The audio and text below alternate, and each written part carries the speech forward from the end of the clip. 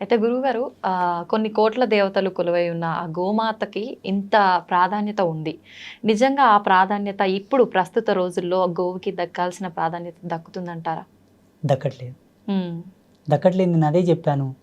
అమ్మను హింసించిన, గోవుని హింసించిన, హ్మ్. నేలను కలుషితం చేసిన, గాలిని కలుషితం చేసిన, హ్మ్. గంగా నదిని కలుషితం చేసిన, గురువులని అవహేళన చేసిన, ఈ జన్మలో ప్రాయశ్చిత్తం లేని పాపాలు తగులుతాయి.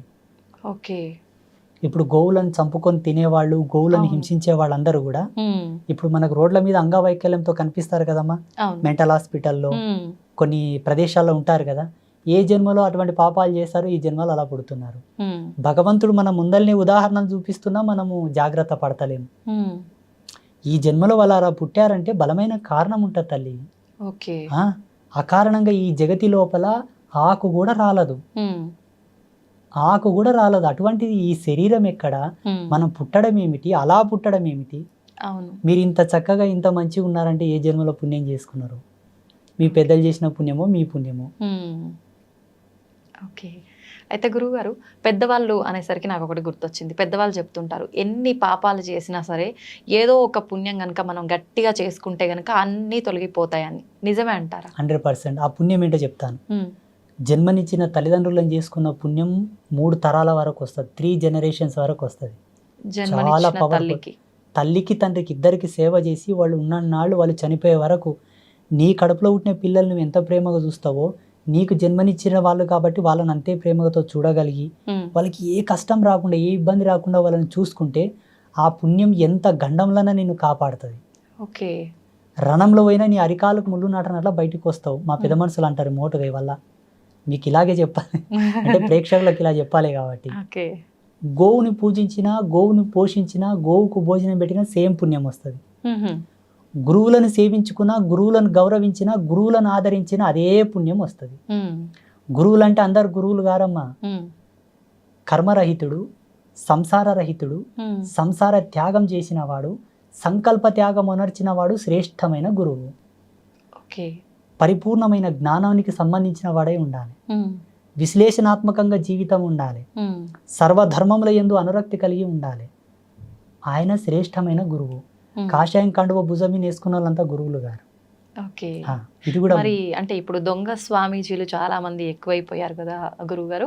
అలాంటి వాళ్ళని మనం ఎలా గుర్తించొచ్చు అంటారు? ఈ జన్మలో కాషాయం కప్పుకొని మోసం చేస్తున్న వాళ్ళంతా మరు జన్మలో ఎలా పుడతారంటే హ్మ్.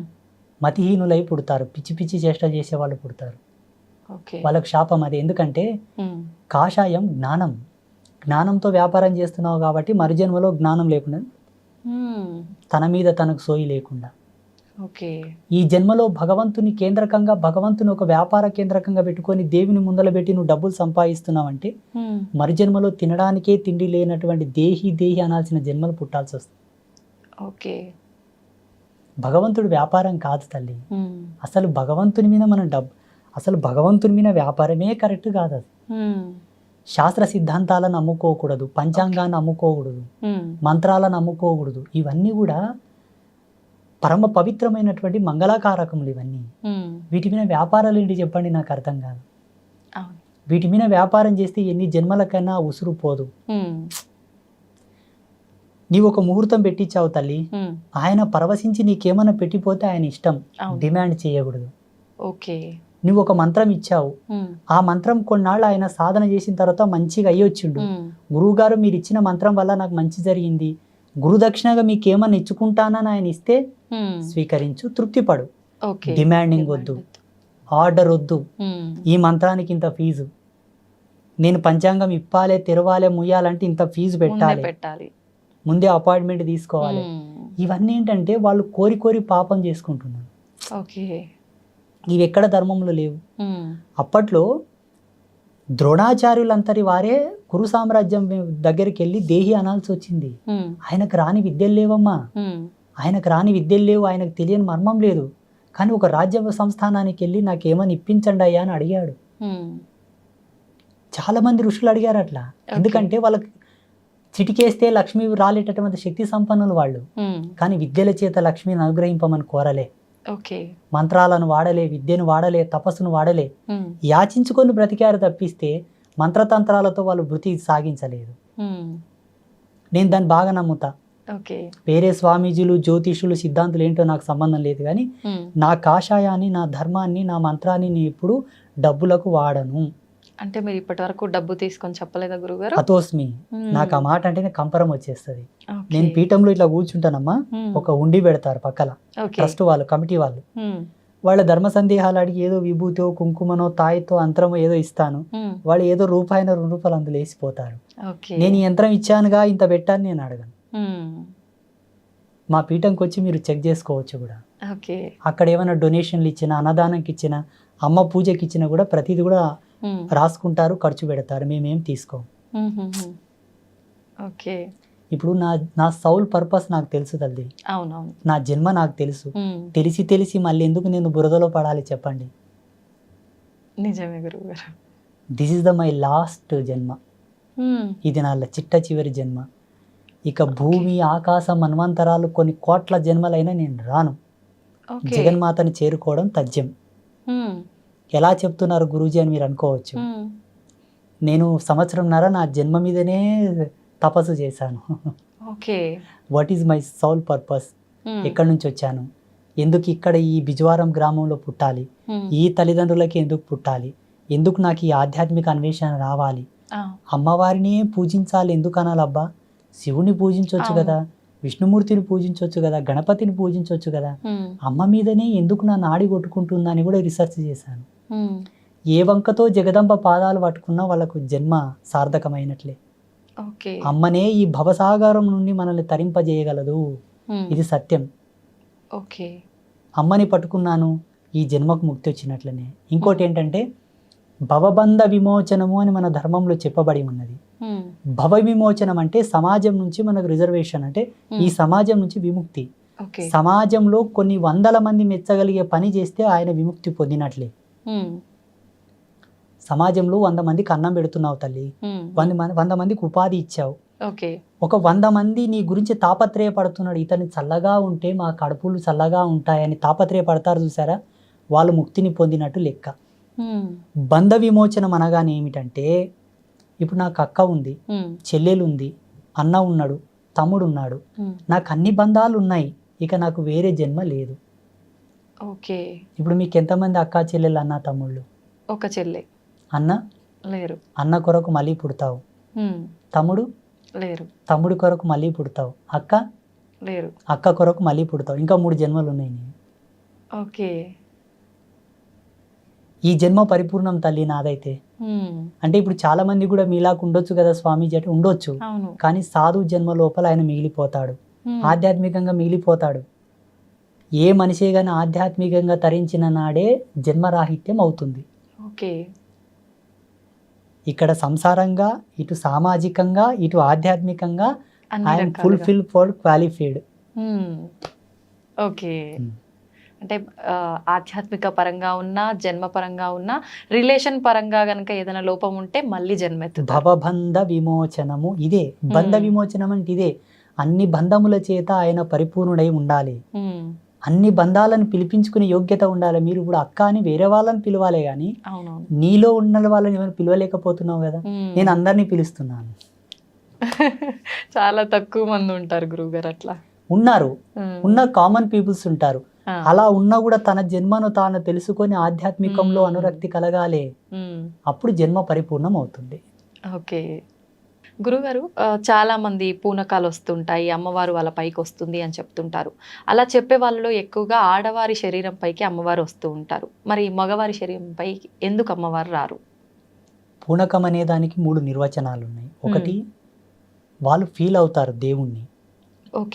వీళ్ళు సెల్ఫ్గా ఫీల్ అవ్వడం వల్ల ఆ ఫీలింగ్స్ అనేది అబ్జర్వ్ చేసుకుంటుంది బాడీ. అబ్జర్వ్ చేసుకొని ఆ ఫీలింగ్స్ అనేది, ఆ వైబ్రేషన్స్ వాళ్ళ లోపల చొరబడి బాడీని ఆ విధంగా షేక్ చేయడము, అంటే ఊగడము, దుంకడము, కదలడం లాంటివి చేస్తుంటాడు.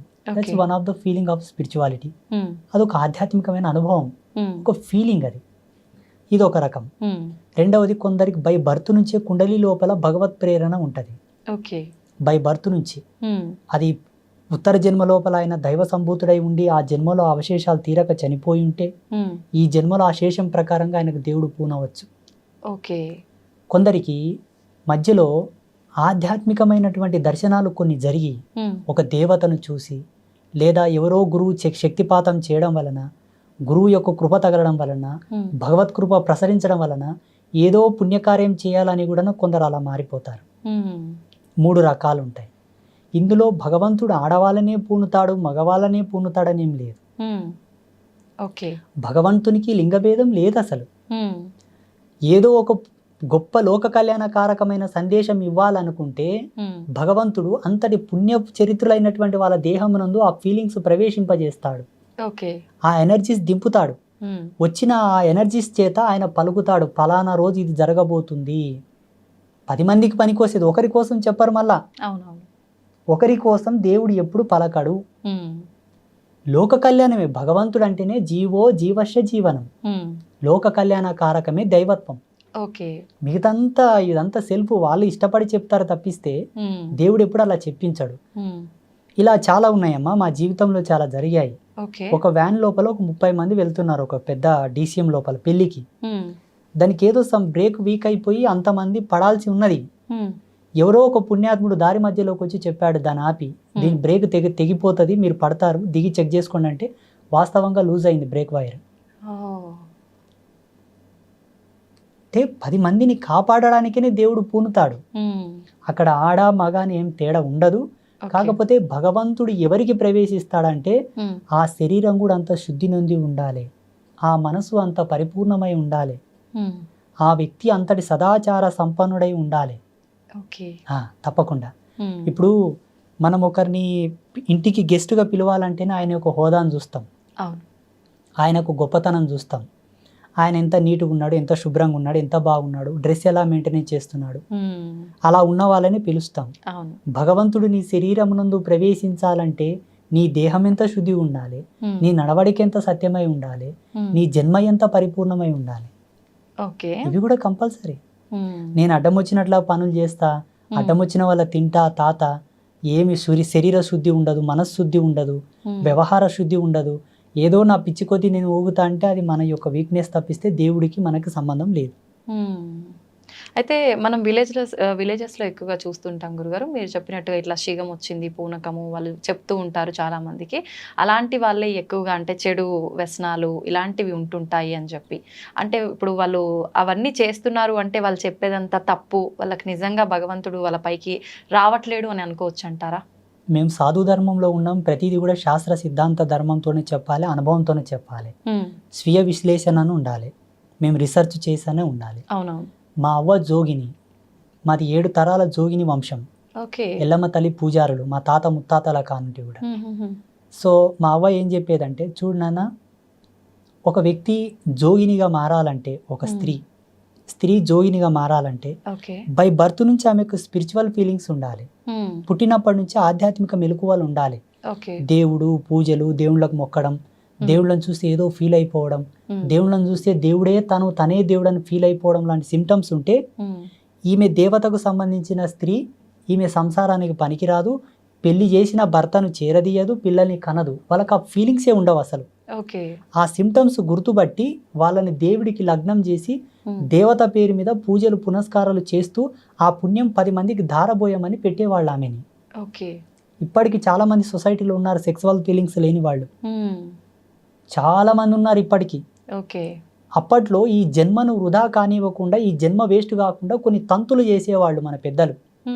అందుకే చచ్చిపోతే కూడా పేగడుగుతాం, పేగడిగి మళ్ళీ పూలదండేసి బొట్టు పెట్టి కొన్ని సంస్కారాలు, కొన్ని తంతులు చేసిన తర్వాతనే బొందలు పెడతాం.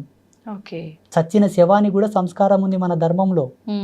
అట్లాంటప్పుడు నువ్వు పుట్టినవు, ఈ జన్మ వృధా కాకూడదు, ఊక ఉన్న జన్మ ప్రేత ఆవాహనం అవుతుందంట తల్లి. ఊక ఉన్న శరీరం ప్రేత ఆవాహనం అవుతుందంట. ఇప్పుడు ఒక ఇల్లును ఊక వదిలేసామనుకోండి, అడ్డం వచ్చిన చెత్త చెదారం, బల్లులు పురుగులు గూడు పెట్టినట్లనే ఈ జన్మ కూడా ఊక పెట్టకూడదని కొన్ని తంతులు చేసి ఆయనను ఒక పరిపూర్ణుని చేసేవాళ్ళు. ఆడపిల్ల గాని మగపిల్లాడు గాని కత్తికి బాస్యం గట్టి పెళ్లి చేసి దేవుని పేరు మీద పెట్టేవాళ్ళు. తర్వాతకి ఎట్లయిపోయిందంటే, ఈమె ఊకుందని చెప్పి అధికార దాహం చేత ఆమె మీద లైంగికంగా దాడి చేయడం, డబ్బున్న వాళ్ళు, పలుకుబడి ఉన్నవాళ్ళు ఆమెను వాడుకోవడం, ఆమెను ఎటు కాకుండా రోగాల పాలు చేసేయడం.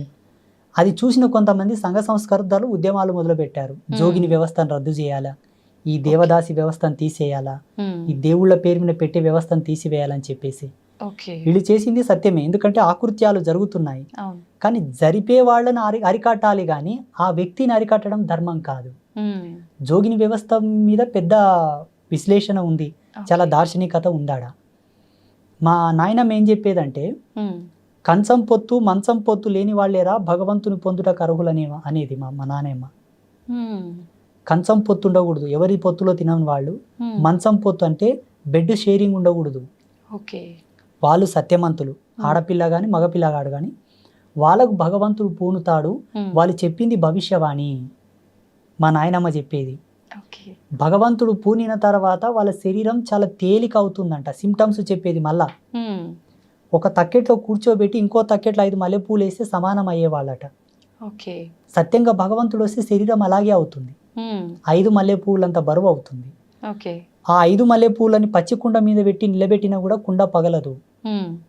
ఆ మల్లెపూలను తీసి కుండ మీద వేస్తే కుండ పగలదు. ఈ వ్యక్తి కూడా ఒంటికాల మీద ఆ పచ్చి కుండ మీద నిలబడాలి, ఎవరు సపోర్ట్ లేకుండా, ఎవరు తగలకుండా.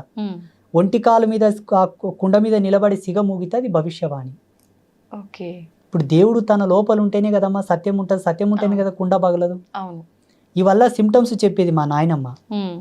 నేను అప్పుడు అనుకునేవాడిని, ఈ కాలంలో ఎవరున్నారు ఇంత సత్యంగా? ఒకవేళ సిగం వచ్చిన వాళ్ళని తక్కెట్లో కూర్చోబెట్టి మల్లెపూలు వేసిన సమాంతరం అవుతారా? కారు. అలా సిగం వచ్చిన వాళ్ళను ఒంటి కాలు మీద పచ్చి కుండ మీద నిలబెడితే కూడా కుండ ఉంటుందా? పగిలిపోతుంది. ఇలా వెతుక్కుంటూ పోతే సమాజంలో చాలా మంది వెళ్తారు తల్లి. ఇప్పుడు ఇట్లా సిగమూగే వాళ్ళంతా సత్యమంతులు కారా స్వామీజీ అంటే మనం అనలేము. వాళ్ళ వ్యక్తిగతమైన ఫీలింగ్స్ అయి ఉండొచ్చు, భగవంతుడి యందు వాళ్ళు వీళ్ళలో అంత హీలింగ్ పవర్ ఉండి అంత చైతన్య శక్తి ఉంటే ఎర్రగడ్డ మెంటల్ హాస్పిటల్కి వెళ్ళి వాళ్ళని బాగా చేయమని చెప్పు. నేను వాళ్ళ కాళ్ళు మొక్కి కాలు కడిగి నెత్తిమీన పోసుకుంటా. ఈ సన్యాసం విడిచి ప్యాంటైంగ్ వేసుకొని తిరుగుతా. క్యాన్సర్ హాస్పిటల్కి వెళ్ళి వాళ్ళ హీలింగ్ పవర్ చేత వాళ్ళని బాగా చేయమని. స్వామీజీలు, పాస్టర్లు, ఇమాంలు, any kind of spiritual person ఎవరైనా సరే, దైవం వేరు, దారదత్తం వేరు, సిద్ధాంతం వేరు, జీవన విధానం వేరు. మనిషి తనను తాను తెలుసుకొని బ్రతకాలి. తనకు తానే రాజు, తనకు తానే ధర్మం తల్లి. ఎవరిని ఎవరు ఉద్ధరించరు. ఉత్తకథ. వేమన యోగి ఏం చెప్తాడు తన పద్యంలో అంటే, తనకు తానే రాజు, తనకు తానే దేవుడు, జీవుడు రెండు. మీరు తింటేనే ఆకలి ఎలా తీరుతుంది తల్లి? ఏదో తృప్తి పడగలను, అమ్మయ్య ఈమె తిన్నది సంతోషం అనగలను, కానీ ఆకలి అవుతుంది కదా. భగవంతుడిని నమ్మడం ఒక విశ్వాసం, ఒక పవర్. 83 లక్షల జీవరాశులు ఏవి దేవిని కొలవవు తల్లి, మనం కొలుస్తాం. అదొక గర్వకారణం. మళ్ళా దాంట్లో ఎంతో సైన్స్ ఉందమ్మా. హిందూయిజంలో చాలా ఎక్స్ట్రాడినరీ సైన్స్ ఉంది, అద్భుతమైన విశ్లేషణ. ఒక దీపం పెట్టడము, ధూపం వేయడము, నైవేద్యం పెట్టడము, అభిషేకాలలో అబ్బా చాలా అద్భుతం.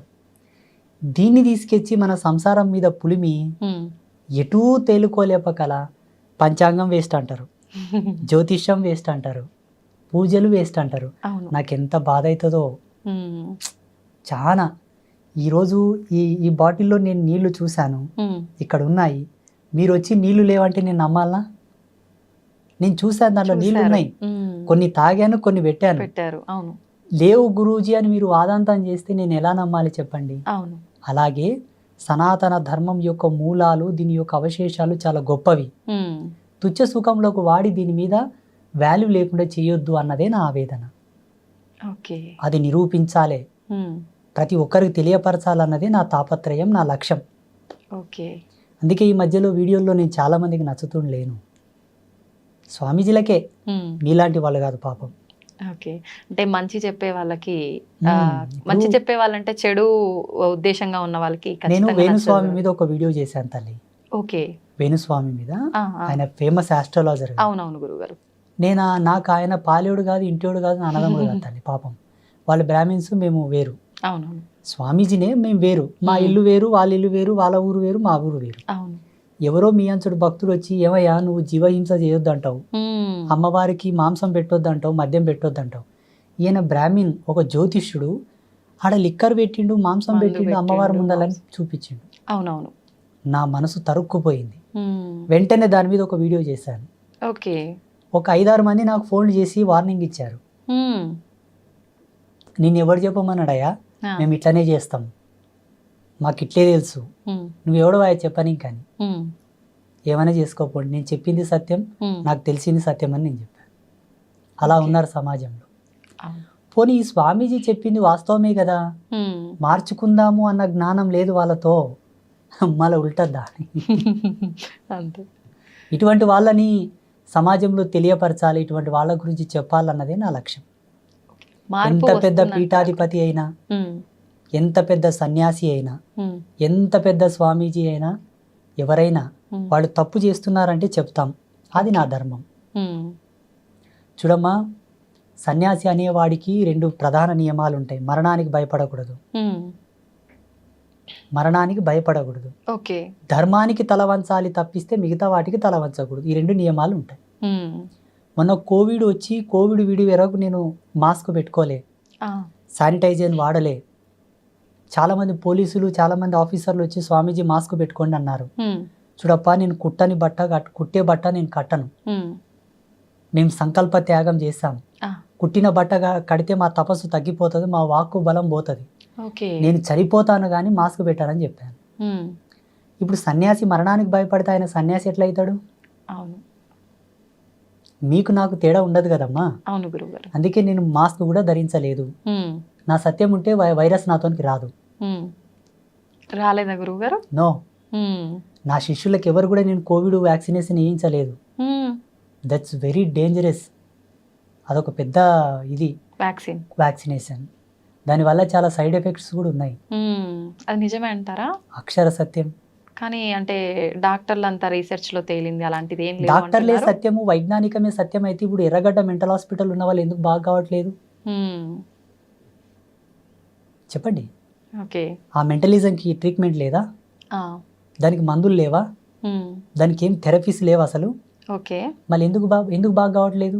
హ్మ్. ఇంకా ఒకరికొక జత అవుతున్నారు ఆడ. అవును. ఆడ సరిపోడు లేదా హాస్పిటల్లో? హ్మ్.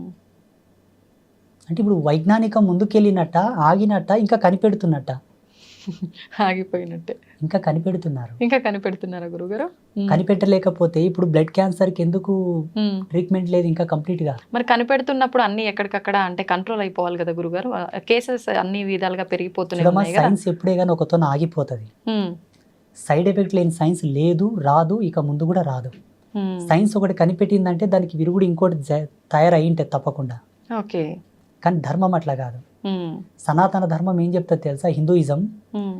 100కి 100 పాళ్ళు దెబ్బ తగలకుండా చూసుకో, ఓకే. 100కి 100 పాళ్ళు రోగాల బారిన నీ శరీరం పడకుండా చూసుకో. హ్మ్. ఫస్ట్ నువ్వు ఇక్కడనే జాగ్రత్త పడు. హ్మ్. పోయి ఆ గుంతల పడ్డ తర్వాత ఎక్కుతావో ఎక్కవో, నేను ఎవరైనా లాగుతారో లాగరో, హ్మ్. ఎందుకు తలకాయ నొప్పి? అవును. అందుకే ధర్మ ఈజ్ గ్రేట్, సనాతన ధర్మ. నిజంగా చాలా అదృష్టంగా భావిస్తున్నాను గురుగారు మిమ్మల్ని కలవటం. మీ మాటల ద్వారా మంచి, చెడు, అసలు న్యాయం ఏంటి, అన్యాయం ఏంటి, మన సనాతన ధర్మం ఇంకా కొంతలో కొంత మంచి మార్గంలోనే వెళుతుంది. కొంతలో కొంత ఏదైతే చెడు మార్గంలో వెళ్తుందో అది మార్చటము, తెలియచెప్పటమే నా లక్ష్యం అని మీ మాటలన్నీ వినిన తర్వాత నాకు చాలా సంతోషంగా ఉంది గురుగారు. మిమ్మల్ని మీ విలువైన సమయాన్ని మాకు కేటాయించినందుకు థ్యాంక్ యూ గురువుగారు. శుభమస్తు. శ్రీమాత్రే నమః.